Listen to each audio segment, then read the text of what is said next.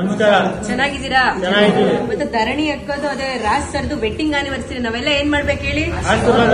ಕೈ ಮುಂದೆ ತಚ್ಚಿ ಅವರಿಗೂ ಅವ್ರ ಕುಟುಂಬಕ್ಕೂ ಭಗವಂತ ಆಯುಷ್ಯ ಆರೋಗ್ಯ ಕೊಡ್ಲಿ, ಸುಖ ಶಾಂತಿ ಕೊಡ್ಲಿ, 100 ವರ್ಷ ಹೀಗೆ ಇರ್ಲಿ. 28 ವರ್ಷ ಆಗಿದೆ ಅಂತ ಅವ್ರ ಮದ್ವೆ ಆಗಿ. ನಿಜವಾಗ್ಲೂ ಖುಷಿ ಆಯ್ತು ಸರ್. 100 ವರ್ಷ ಗಂಡ ಹೆಂಡತಿ ಇಬ್ರು ಹೀಗೆ ಇರ್ಬೇಕು ಅಂತ ನನ್ನ ಕಡೆಯಿಂದ ಕೇಳ್ಕೊತೀನಿ. ಹಾಗೆ ಒಂದು ಪ್ರಸಾದ ವ್ಯವಸ್ಥೆ ಮಾಡ್ಕೊಟ್ಟಿದ್ದಾರೆ. ತುಂಬ ಧನ್ಯವಾದಗಳನ್ನ ತಿಳಿಸ್ತೀನಿ. ಏನ್ ಹೇಳಕ್ ಇಷ್ಟಪಡ್ತೀರಾ ಸರ್? ಹೇಗಿದೆ ನಮ್ಮ ಆಶ್ರಮ? ನಮಗಂತೂ ತುಂಬಾ ಖುಷಿ ಆಗುತ್ತೆ.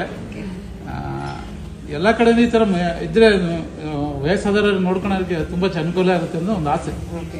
ಸರ್, ತಂದೆ ತಾಯಿನ ರೋಡಲ್ಲಿ ಬಿಡ್ತಾರಲ್ಲ, ಅವ್ರಿಗೆಲ್ಲ ಏನ್ ಹೇಳಕ್ ಇಷ್ಟಪಡ್ತೀರಾ ನಿಮ್ ಕಡೆ? ತುಂಬಾ ತಪ್ಪದು. ಏನಂದ್ರೆ ಏನು ಮಾಡಕ್ ಆಗ್ತಾ ಇಲ್ಲ. ಅವರೆಲ್ಲೋ ಅವ್ರ ಜೀವನಕ್ಕೋಸ್ಕರ ಅವರೆಲ್ಲ ಮಕ್ಕಳು ಹೊರಗಡೆ ಹೋಗ್ಬಿಡ್ತಾರೆ. ತಂದೆ ತಾಯಿ ಈ ಕಡೆ ಅನಾಹುತರ ಆಗ್ಬಿಡ್ತಾರೆ. ಅದಕ್ಕೂ ಏನು ಮಾಡಕ್ ಆಗ್ತಾ ಇಲ್ಲ. ಪರಿಸ್ಥಿತಿ ಹೀಗೆ ಅನುಸರಿಸ್ಕೊಂಡು ಹೋಗ್ಲೇಬೇಕಾಗಿದೆ. ಹಂಗೆ ಏನು ಮಾಡಕ್ ಆಗ್ತಾ ಇಲ್ಲ. ಅನುಸರಿಸ್ಕೊಂಡಲ್ಲ ಸರ್, ಏಕೆಂದ್ರೆ ತಂದೆ ತಾಯಿನ ನೋಡ್ಕೋಬೇಕಾಗಿರೋ ಮಕ್ಕಳ ಜವಾಬ್ದಾರಿ. ಅದೆಷ್ಟೇ ದೊಡ್ಡ ಕೆಲಸದಲ್ಲಿ ಇದ್ರು ತಂದೆ ತಾಯಿನ ನೋಡ್ಕೋಬೇಕಾದ್ರೆ ತುಂಬಾ ಅದ್ಭುತವಾಗಿ ನಮ್ಮ ಮಕ್ಕಳನ್ನ ನಮ್ಮನ್ನೆಲ್ಲ ಸಾಕಿಡ್ತಾರೆ. ಅದನ್ನ ನೋಡ್ಕೋಬೇಕಾಗುತ್ತೆ. ಅದು ಸರಿನೇ.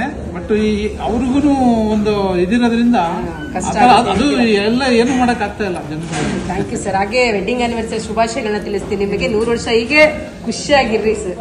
Thank you. ಜೋರಾಗಿ ಕ್ಲಾಸ್ ಬರಲಿ.